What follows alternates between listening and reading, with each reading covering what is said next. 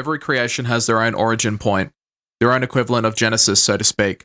In this case, Wolfenstein 3D Across the West claimed ownership of being the first FPS game to hit the market back in May 5th, 92, and is considered the granddaddy of the genre. It provided a simple premise with addictive gameplay. People couldn't get enough of it at the time. You play it as an allied spy named BJ Blazkowicz. You find yourself in prison within the walls of Castle Wolfenstein. Another prisoner gives you a pistol with 10 rounds, and you manage to find your way out. Throughout the course of this game, you kill as many Nazis as possible. Now, while in the 80s there were first-person cameras being utilized in certain games, Wolfenstein 3D was the game that brought something new to the table, something people had never seen before. But down the track, something else would come away not long after its release. Something that would forever send id Software into the stratosphere of the gaming world and crown them as the OGs of the FPS genre. Doom.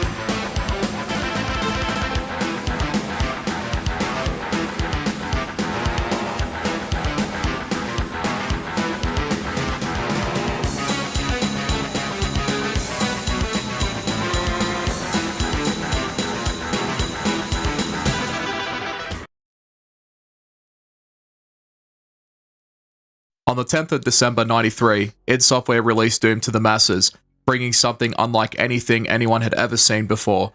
The already existing fans of Wolfenstein 3D would have had an inkling of what was to come, but Doom was an unholy beast that sent shockwaves across the gaming scene. The media went into a frenzy, even celebrities couldn't get enough of it. It was said by other people that Trent Reznor, a composer and the frontman of Nine Inch Nails, couldn't get enough of sending demons to hell despite being behind on projects. It became the cup of coffee of gaming in the 90s, and people all across the country would do whatever it took to get a copy. You see, back in the 90s, computer games weren't as easy to distribute back then. You didn't have the luxury of Steam and other digital services. For starters, most people had access to the shareware version of Doom 1, which contained the most iconic episode, Knee Deep in the Dead. It was free, and most likely your friends would have had a copy if you lived around that time. But I wasn't born then, so I can't speak from personal experience. To get the other episodes, as in the full game, you had to acquire a mail order, which was a paid copy. But eventually in 95, a version known as Ultimate Doom would be released, containing the first 3 episodes as well as an extra one known as Thy Flesh Consumed. Over the 90s, the game would be readily available via other means as well as other websites. Various console ports were made that helped elevate Doom's success, making Doom 1 one of the most accessible games ever made back in the 90s. Nowadays, it's easier than ever to get, at least digitally anyway. It's pretty hard to find a physical copy that doesn't eye gouge your wallet. But if you do find a copy, keep it and cherish it forever. Back in the days, stories weren't exactly the biggest concern among developers. They would include walls of text to provide context as to what you were doing and why. id Software didn't want to add too much of a story because it would have disrupted the constant action of sending demons back to the hole they came from. But the general premise is this. You are a Marine stuck on Mars, smack dab in the middle of a demonic invasion. Everyone else is dead or have been zombified. Deimos and Phobos go down the shitter after the totally careful use of teleportation experiments, which results in the arrival of Hell's forces, including the invasion of Mars. You have only one thing to do. Shoot shit up. Nothing more. In Doom, you're not saving the general or the damsel in distress. You're not the person people send in to talk. You're the Doom guy, and your sole existence is to be a pain in the ass to hell itself. Doom 1's story spans across 3 episodes, Knee Deep in the Dead, Shores of Hell, and Inferno. They can be played one at a time, but I suggest playing them in the order they were meant to be played, because they follow one after the other. The 4th expansion is something I consider to be extra content, but it's still worth the playthrough if you're looking to punish yourself. The setting is a culmination of John Carmack's wishes to create a fusion of Dungeons & Dragons mixed with sci-fi and horror. Films such as Aliens and Evil Dead would be the candidates to help bring Doom's universe to life.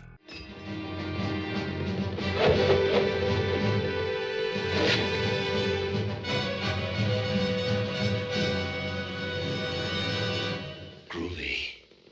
If you took the colonial marines from Aliens, replaced the xenomorphs with the forces of hell, say like from Evil Dead or otherwise, then you would have Doom. It's like I said, there's always a point in origin, especially in the realm of inspiration.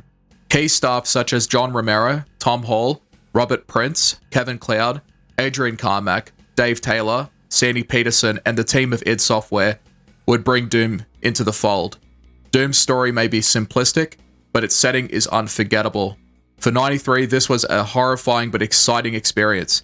No one at that time had ever seen anything like it, and I still think Doom has the best depiction of hell to this day. This is where Doom 1 truly shines, kicking off with one of the most memorable starting levels of all time, E1M1, Hangar. You start with your basic pistol and begin making your way through the ranks of Hell's forces. To progress through each level, you collect 3 keys, or 2 depending on the level, but they each lead to different rooms full of bad guys and supplies of ammo and items to further upgrade your arsenal. The movement controls at the time were more archaic than they are now. Back then, people used the keyboard itself to navigate Doom 1's control scheme. Nowadays, there is more customization allowed thanks to more modern control schemes.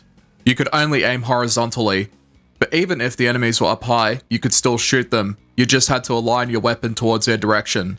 The map design is akin to a large labyrinth, something in the guise of a maze. Each level has an extensive layer of secrets and pathways to discover. It's incredible how much they were able to put out in each level. Unlike Wolfenstein 3D, all of the 4 episodes of Doom 1 stand out because of the varying locales, from knee-deep in the Dead's ravaged UAC complex, the fusion of industrial and hellish architecture of Shores of Hell, Inferno's endless hellscape, and finally, the punishingly difficult levels of Thy Flesh Consumed. While the maps are varied in their design, they also are equally confusing. It is very easy to get lost and go in circles. Most of the times you go past the solution without realizing it. To get to the keys or to the secrets, you have to activate certain buttons or press against specific walls. But with a guide, the confusion can be circumvented. But the good thing is that usually the required items to pass the level aren't too difficult to get to, not as difficult as, say, getting the secrets. You have a map that you can use as a reference point to show your character, as well as the red and blue and yellow doors. For completionists, they have their work cut out for them. You have an arsenal of weapons that almost every shooter has based their own respective selections off of. You have your knuckle dusters for your 3 o'clock high appointment, a chainsaw to cut log, a pistol that's only good for killing Z-Sec, one of the best fucking shotguns ever created, a chain gun that makes the pistol useless, a rocket launcher you usually use to kill yourself, the plasma rifle that melts everything, and finally, the BFG 9000 that kills most enemies in a fairly large radius. But it takes a lot of energy away, so use it when necessary, or just use it because you don't care. Each episode, you always start with the pistol, but it's only a matter of time until you get the shotgun, which will be your best friend throughout the whole game. Every other weapon can be attained through exploration and discovering secrets. If you know where to look, you can grab the most powerful weapons fairly early, giving you an advantage over the demonic hordes. Every weapon is situational, however. Each enemy has a weakness to certain weapons, and it's up to you to use the right one. In the case of the pistol, it's only good for Z-Secs. Other than that, you're just wasting ammo if you use it on anything else. Sometimes it's good to mix your weapon usage, like a rocket or 2 at a Cacodemon or a shotgun blast to finish it off. Just sticking to the one weapon routine can be wasteful depending on the arena. Learning to mix it up will help a great deal, especially when you combo your weapons. For 93, the animations are quite nice, the shotgun in particular. With each blast, I always looked forward to the pump animation, because I knew that the next demon around the corner was about to get a taste of the shell. Doom 1 provided a template of weapons that have been looked at and improved upon across many other titles over the years. These games pay homage to the original Doom, and given how satisfying they are to use, it's no wonder people in 93 were so hooked on Doom. Instead of a shot of heroin, just grab a floppy disk off of your friend and you're off playing Doom for the whole day. The legions of Doom aren't here to wait for you to kill them, but neither are you waiting for them. The zombified forces of humanity carry pistols and shotguns. We call them Z-Sec. They are the most common enemies alongside the imps, but on difficulties such as Ultraviolence or Nightmare, Z-Sec will be your biggest threat, and here's why. The enemies in Doom that have ranged attacks use projectiles.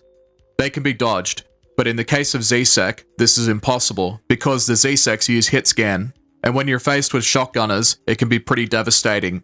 Your only means of defense against them is to hide around the corner, away from their line of sight, and then pick them apart before they come into full view. Imps are your typical mindless demon fodder. They throw fireballs that are slow but still do enough damage to hurt you. They also scratch you if you get too close to them. Just shoot them and move on, because there's going to be a lot of them and you're going to want to get rid of them as quickly as possible. Pinky demons are an interesting enemy though. They strut about in all different directions while approaching you. This does give you enough time to kill them before they get too close, but in a small room full of pinkies, they are very dangerous. There are invisible versions of them as well, so watch out. Just use a shotgun, or anything else that's powerful like the chain gun or rocket launcher, but don't use it too close because you'll damage yourself in the process. Lost souls are flying heads on fire that will annoy the shit out of you. Even the shotgun struggles to one-shot them. But they can be stopped with a constant barrage from the chain gun or the plasma rifle. They charge at you pretty quickly and are fast, but you can just strafe to the side and then pick them apart as you go along. Cacodemons are floating heads of annoyance. Their fireballs hit pretty hard and they take a lot of damage. The only saving grace is that they move pretty slow, but they could still be problematic in narrow rooms and small spaces. Of course, even in hell, there's always an alpha form to help keep the apes in line, something that most of the demons fear besides you. The Barons of Hell. These fuckers are walking Arnold Schwarzeneggers, with green fireballs that do an insane amount of damage, and their close range attacks are devastating to anyone, even with max health and armor. The gameplay of Doom is fast and frantic, but it is also pretty slow at times. On higher difficulties, you have to take into account how easy it is to get hit by hit-scan enemies as well as getting overwhelmed to begin with. But one thing to take note in the enemy behavior is that with spacing and enemy placement, you can trick them into hitting each other. And because demons are so hateful in nature, they can't even get along with one another when you're not around. The idea of enemies turning on each other or attacking one another after getting hit by their own would carry on to the rest of the whole franchise. All 4 episodes have their own respective final bosses. In episode 1, you fight 2 barons, episode 2, the cyber demon, episode 3, the spider mastermind, and episode 4, a rematch with the spider mastermind. The cyber demon fires rockets that may as well be atomic bombs, and forget about getting close to it. It will most certainly fuck you up. But I would take one of these guys over a spider mastermind any day. You thought the Z-Sec hit scans were bad? Over here it's 100 times worse. It fires at a faster fire rate, absolutely shredding you out in the open. Like the Z-Sec, stick to cover, pop in and out, and blast with your most powerful weapons until it's finally out of the world. Throughout the levels, you can obtain items and power-ups that enhance your already badass arsenal that the Doom guy carries.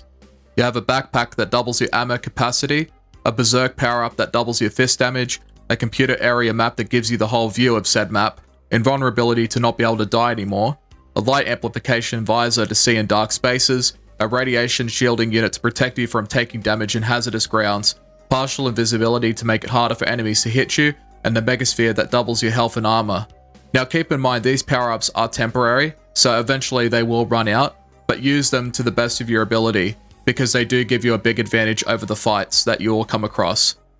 As I said before, you need 3 keys in order to reach the exit door. There's a red one, a blue one, and a yellow one. Sometimes you'll have to find one in order to reach the other one. But at the end of the day, while you're killing the demons, the only way out of the level is to find all 3 keys and reach the exit door with said keys. They aren't too difficult to find though. Sometimes you just have to look a bit harder, and sometimes you'll just find them by accident. But with the maze-like structure of Doom 1, it can be pretty easy to get lost sometimes.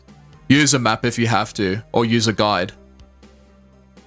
In terms of difficulty, there are a number of options to choose from. I'm Too Young to Die is your casual experience. It's great for those with limited hand coordination or for those who don't want to stress too much from being overwhelmed by the game's general difficulty. Hey Not Too Rough is easy, Hurt Me Plenty is medium, and Ultraviolence is hard. For the most optimal experience, I highly suggest Ultraviolence. It adds in more enemies to fight and actually challenges you without feeling cheap. Speaking of cheap, there's Nightmare. Nightmare is more or less a joke difficulty made by John Carmack and John Romero that was made to be almost impossible. All enemies do an insane amount of damage, and the enemies that you do kill respawn every 20 seconds. Some people have managed to beat it, but honestly, it's just a pain in the ass and honestly not worth the trouble in my opinion.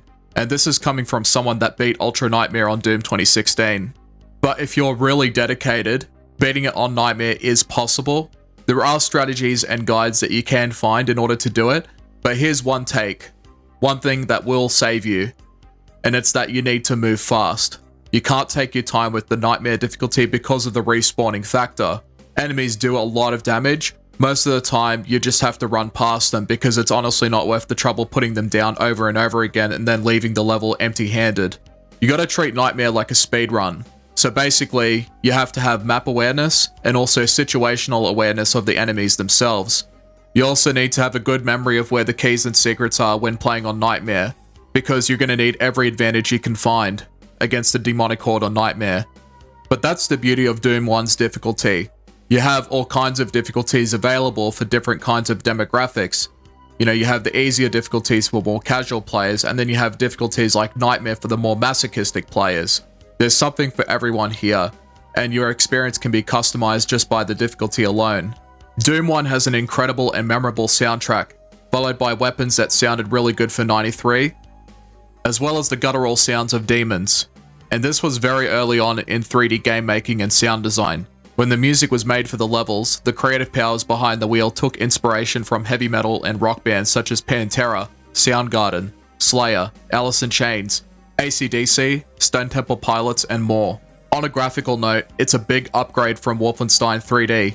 Instead of the basic closed-in maps you would constantly go through, Doom offers a greater range of places to go to, and the enemy and weapon sprites are more detailed in comparison, especially with the impressive display of blood and gore, which was pretty shocking for its time. This game is as low spec as you can get. The only way you can push your rig any further is with the bottomless pits of mods that were made for it. It's very dated today, but for 93, this was a huge step forward, and it was only going to get better from here on out.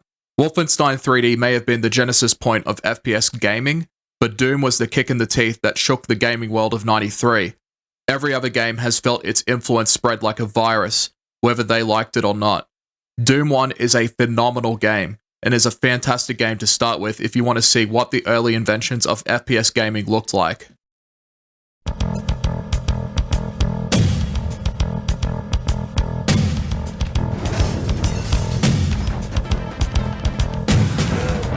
Doom 2 is just such a bigger, badder, better version of Doom.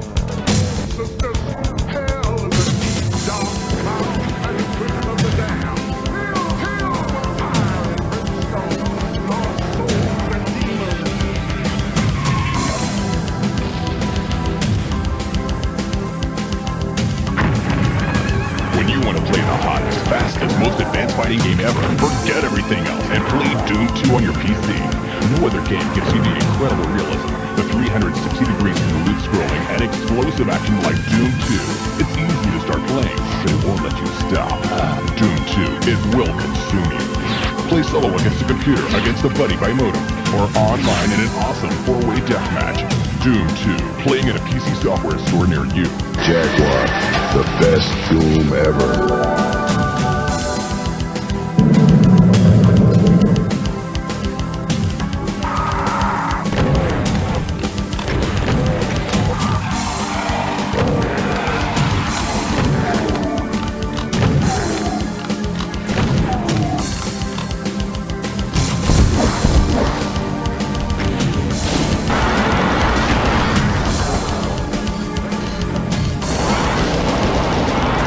Doom 1 was more successful than id Software could have possibly hoped for, so much so that there was already demand for a sequel. Because of the pressure, id Software crunched the fuck out of their department, bringing in a sequel 10 months after the release of the first game. On October the 10th, 94, Doom 2 Hell on Earth would be released into the wild. When it came out, people had found a lot of it to be the same as Doom 1, which did leave some fans disappointed. Some of them felt like it was just a glorified expansion. To some extent, they're right. With only 10 months or so of development, there wasn't a great deal of time to overhaul the entire experience, so id Software looked to take what they had already built and refined it into a more expansive and bigger version of Doom 1. Now, because Doom 2 is more or less the same as the first game, I won't have as much to say about it, but I will bring up the stuff that's come abroad, and what's changed. Following the events of the first game, you finally return to Earth after cleaning up the mess on Mars and Deimos, as well as turning Hell into a graveyard. You come to find that Hell's invasion of Earth had already gone underway, and worst of all, they killed your favorite pet, Daisy. And now in a 32-leveled campaign that replaces the episodic structure of Doom 1, you're on Earth cleaning house once again, and this time, you're more pissed than ever before.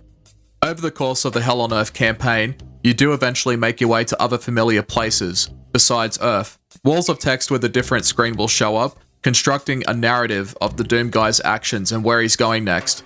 You could think of this as like chapters in a story game, but it would take a few more years until storytelling would be improved upon, and the Doom series was never really focused on that category, at least up until Doom 3, Doom 2016, and Doom Eternal, where there was a sort of harmony. Setting-wise, it brings the same variation as the first Doom, but I personally found it to be not as memorable as the first game. If you've come off of Doom 1, then I'm afraid not much has changed. You have the same style of movement, map exploration, and more key collecting to do. But one new toy has joined the Doom Guy's collection of devastation, the Super Shotgun, an upgrade to the original shotgun that does double the damage and eats twice the ammo. This thing is a godsend, and makes dealing with existing enemies from the first game much easier, but it does eat up more ammo like I said. If you constantly use it too much, it will eventually deplete your shotgun usage until you find more ammo. Unfortunately, that's the only new weapon that's been added to the game. Every other weapon is from Doom 1 and they still function the same. For the enemies themselves, some new troops have joined the front lines, and these guys are not fucking around, I tell you. For starters, you have the most nightmarish enemies imaginable in the classic Doom series, the Chain Gunners. These motherfuckers will make you wish you never played on Ultraviolence or Nightmare. It's hit scan city with these people. The only good thing I can take from them is that they're quick to put down and carry ammo for your chain gun. On certain maps like Map 26, you're gonna need to prioritize them first, believe me. Revenants are your walking skeletons coming out of the closet, with bony fists and lock-on rockets to ruin your day. They move pretty quickly and can take a decent amount of damage before the super shotgun puts them down. The Hell Knight is basically a weaker version of the Baron of Hell. Just kill them and move on. Archviles. Oh boy, these guys are special. In full view, it conjures a flame that will 100% hit you and do a shit ton of damage if you're not out of its sight. It can also resurrect enemies, giving you more ammo to waste. Drop them immediately and stay out of their sight. Arachnotrons are pretty cool by design, but they're also pretty annoying. Their plasma fire is constant, and they take a fair amount of ammo to put down. But the main draw is that they have to stop before they fire, so use that to your advantage. Mancubuses are the bears of hell, packed with flamethrowers that hit like a truck and take a lot of ammo before dying. Oh, and the rule of small rooms and big enemies is that, well, don't be in there with them, especially with these guys. The pain elemental is the Cacodemon's annoying cousin. It doesn't directly attack you like the Cacodemon does, but it spits lost souls at you which are just as annoying. But when you finally kill it, it explodes and releases 3 of them. Then finally, the final boss of the game, the Icon of Sin. It's just a wall, with only one way to kill it. Just shoot rockets at the hole above it until it finally collapses. But while you're struggling to get into position, it spends its time spawning enemies all across the block. And while it doesn't directly attack you, the constant spawning of enemies can make it a bit annoying, especially on Ultraviolence or Nightmare. Oh, and if you're a fan of id Software's older titles, then there are a few surprises in store for you. As I had stated, Doom 2 is pretty much an expanded version of Doom 1, and that's fine. It offers a different location with the same type of level structure, a soundtrack that's not quite as iconic but still really good, more monsters, an extra shotgun, and everything after that is still pretty much the same. Over the course of the 90s, it received 2 expansions, No Rest for the Living and the Master Levels. Both don't add anything new other than more punishingly difficult maps to play in for people wanting more of a challenge. Later on, 2 other unofficial expansions would be released, TNT Evolution and the Plutonia Experiment, packaged into a double known as Final Doom later on. Again, they don't add anything new other than just more difficult maps. You can find TNT Evolution and the Plutonia Experiment individually as an IWAD, but you can also buy them as the Final Doom package. Either way, they're pretty easy to access, but they're much harder to complete. But by the time of their release, FPS gamers had already moved on to other titles such as Quake, which would come out in '96, as well as other shooters that were well on their way. But many dedicated fans would still pump out maps and megawads for the game, giving Doom 2 an infinite pool of content to enjoy. And this tradition would date all the way back to the first Doom, where people could create their own maps and even mods. In '95, a gigantic collection of maps would be compiled into a disc known as Maximum Doom, spanning 1,830 maps in total, made by many of Doom's fans across the world, which would make this unofficially the largest expansion in the whole Doom franchise. When I put the first 2 Doom games together, I frame it like this. Doom 1 has the more memorable campaign experience and soundtrack, but Doom 2 has the more complete gameplay experience. It basically adds more to what was already there, and with the gigantic community of modders that continue to make WODs, Mega WODs, gameplay mods, graphics mods, and total conversions, you can basically play all the episodes from Doom 1, but within Doom 2 instead. Doom has one of the largest modding communities in gaming history, and they still make content for the original Doom games to this very day, and to some extent Doom 3. You can go on Doom World, the Doom subreddits, as well as ModDB to check out all the content that is made for the whole franchise. So if you're going to check out the classic Doom games, I would say play them vanilla first, both of them, but once you've finished with them both, as well as the expansions if you wish to explore them, then mod the shit out of Doom 2 and have a fucking wild ride. You won't regret it. In fact, I plan on reviewing one particular mod that's quite infamous among the Doom community, Brutal Doom, so watch out for that. Nevertheless, Doom 1 and 2 are legendary shooters that will go down in the Hall of Fame of FPS gaming, and I cannot imagine what the landscape would look like without this franchise. Rip and tear until it is done. Thank you for watching.